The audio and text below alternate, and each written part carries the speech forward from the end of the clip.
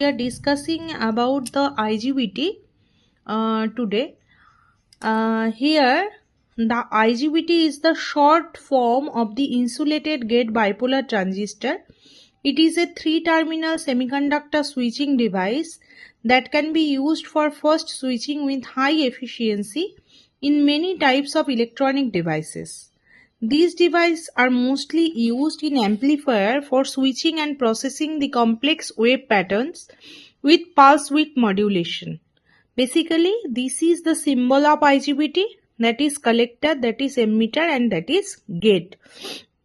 The symbol and structure. What is the symbol of a structure of IGBT? That is the drain portion, this is the source, and this is the gate of the MOSFET. And in case of BJT, this is the emitter, this is the collector, and this is the base.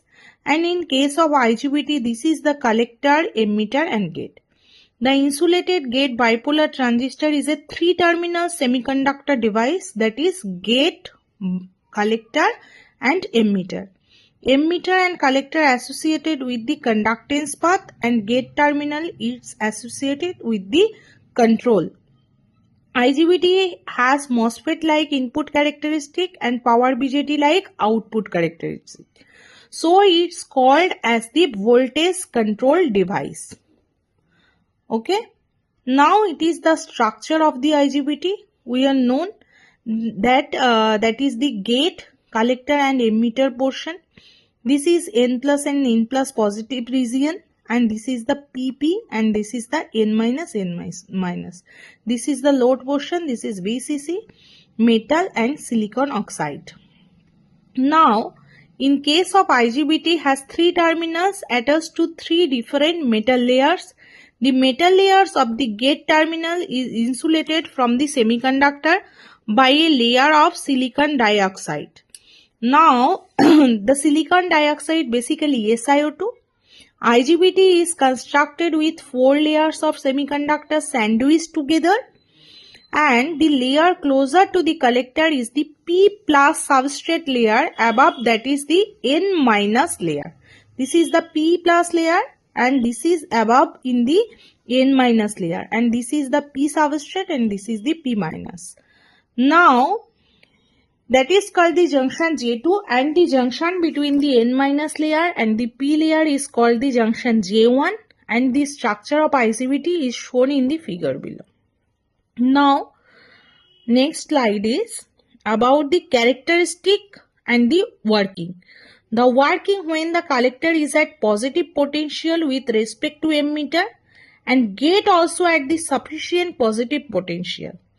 With no voltage between the gate and emitter, no current flow from the collector to emitter, and the device is in off state.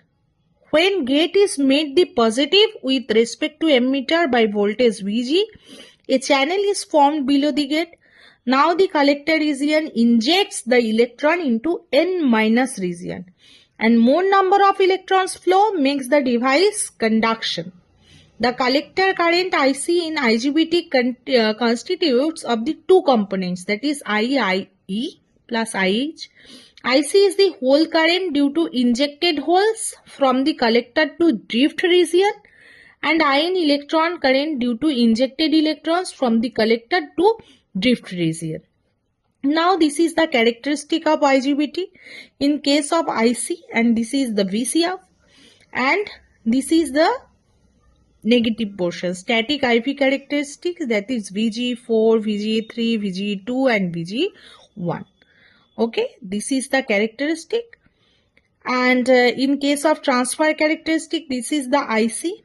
It is VGT and VG transfer characteristic. IGBT is on state only after the VG is greater than the threshold voltage of gate. You know about the threshold voltage or threshold value. Now we are discussing about the switching characteristic of IGBT. That is VG, and this is the T. This is the switching characteristic, typical switching characteristic of IGBT. Now, turn on time. What is the turn on time? T1 is composed of two components as usual, delay time TDN and rise time is TR. What is the delay time? Delay time is defined as the time in which collector current rises from the leakage current and IC to 0.1 IC final collector current and collector emitter voltage from to VCE to 0.9 VC. You always remember the collector emitter voltage falls from VCE to 0.9 VC. And what is the rise time?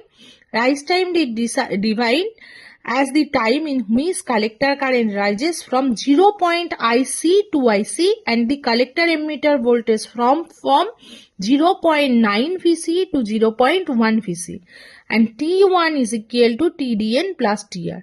The turn off time T off consists of three components: delay time TDF, initial fall time TF1, and the final fall time is T2. Now, turn off delay time. Delay time is defined as time when collector current falls from IC to 0.9 IC and VC begins to rise. What is the initial fall time? Initial fall time is the time during which collector current falls from 0.9 IC to 0.2 IC and the collector emitter voltage rises 0.1 VC. The final fall time is defined as the time during which collector current falls from 0.2 IC to 0.1 IC and 0.1 VC rises to final value VC. T off is equal to TDF plus TF1 plus TF2. Okay, अगर आप लोगों का कुछ question है तो आप लोग box में लिख दीजिएगा.